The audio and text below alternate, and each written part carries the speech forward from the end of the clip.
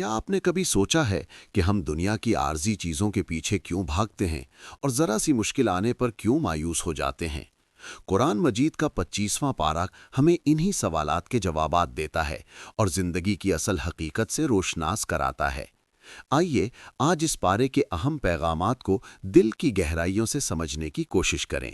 اس پارے کا آغاز انسان کی ایک عجیب نفسیاتی کمزوری کے ذکر سے ہوتا ہے۔ جب اللہ تعالیٰ انسان کو نعمتوں سے نوازتا ہے تو وہ اکثر منہ پھیر لیتا ہے اور کبر و غرور میں مبتلا ہو جاتا ہے، لیکن جیسے ہی کوئی تکلیف پہنچتی ہے تو وہ فوراً مایوسی کا شکار ہو جاتا ہے اور لمبی چوڑی دعائیں کرنے لگتا ہے۔ اللہ تعالیٰ ہمیں سمجھاتا ہے کہ یہ دنیا اور اس کی ظاہری چمک دھمک اس کے نزدیک اتنی حقیر ہے کہ کوئی خاص اہمیت نہیں رکھتی۔ سورہ زخرف میں اللہ فرماتا ہے کہ اگر یہ ڈر نہ ہوتا کہ سب لوگ کفر پر جمع ہو جائیں گے تو وہ کافروں کے گھروں کی چھتیں، دروازے اور سیڑھیاں چاندی کی بنا دیتا۔ یعنی مادی دولت کسی کے اللہ کے قریب ہونے کی دلیل نہیں ہے، بلکہ اصل اور پائیدار کامیابی تو آخرت کی کامیابی ہے جو صرف متقین کے لیے خاص ہے۔ پھر سورہ شورا میں ایک انتہائی خوبصورت اور جامع پیغام دیا گیا ہے کہ تمام انبیاء کے دین کی بنیاد ایک ہی ہے۔ جو دین حضرت نوح، حضرت ابراہیم، حضرت موسیٰ اور حضرت عیسیٰ علیہ السلام کو دیا گیا، وہی شریعت نبی کریم صلی اللہ علیہ وسلم کو بھی عطا کی گئی۔ ان سب کو یہی حکم دیا گیا کہ دین کو قائم رکھو اور اس میں تفرقہ نہ ڈالو۔ پچھلی قوموں میں جو بھی اختلاف پیدا ہوا وہ لا علمی کی وجہ سے نہیں، بلکہ حق آ جانے کے بعد محض آپس کی ضد، حسد، ظلم اور دنیاوی مفادات کی وجہ سے ہوا۔ اس پارے میں ان لوگوں کی بھی سخت مذمت کی گئی ہے جو حق کو جاننے کے باوجود محض اپنے آباء و اجداد کی اندھی تقلید میں سچائی کو جھٹلا دیتے ہیں۔ قرآن ہمیں صرف عقائد نہیں بتاتا بلکہ ایک بہترین انسان اور معاشرے کی بنیاد بھی فراہم کرتا ہے۔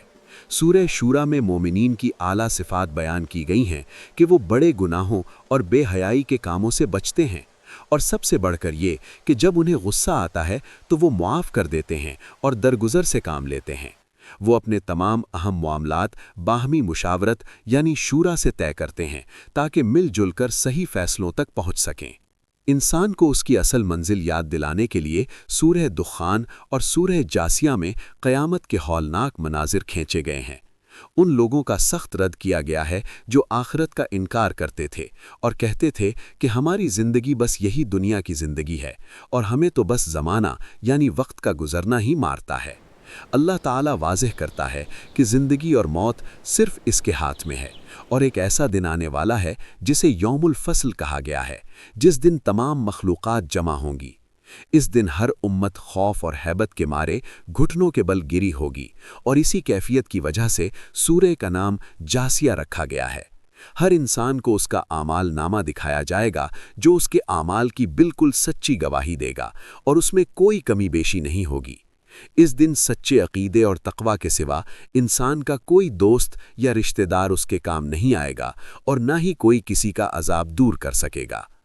25ویں پارے کا یہ طاقتور پیغام ہمیں دعوت فکر دیتا ہے کہ ہم دنیا کی بے ثبات چیزوں پر بھروسہ کرنے کے بجائے اپنے رب پر توکل کریں، حق پر ثابت قدم رہیں اور اپنے اخلاق کو سنواریں۔ ذرا سوچئے، کیا ہم نے اس فیصلے کے دن کے لیے کوئی حقیقی تیاری کی ہے جب ہمارا اعمال نامہ ہمارے سامنے کھول دیا جائے گا اور کوئی کسی کے کام نہ آئے گا؟ یا اللہ، ہمیں دنیا کی جھوٹی محبت اور غرور سے بچا، ہر آزمائش میں صبر عطا فرما، اور ہمیں ان خوش نصیبوں میں شامل فرما جو آخرت میں تیری رحمت اور لازوال رضا کے حقدار ہوں۔ آمین۔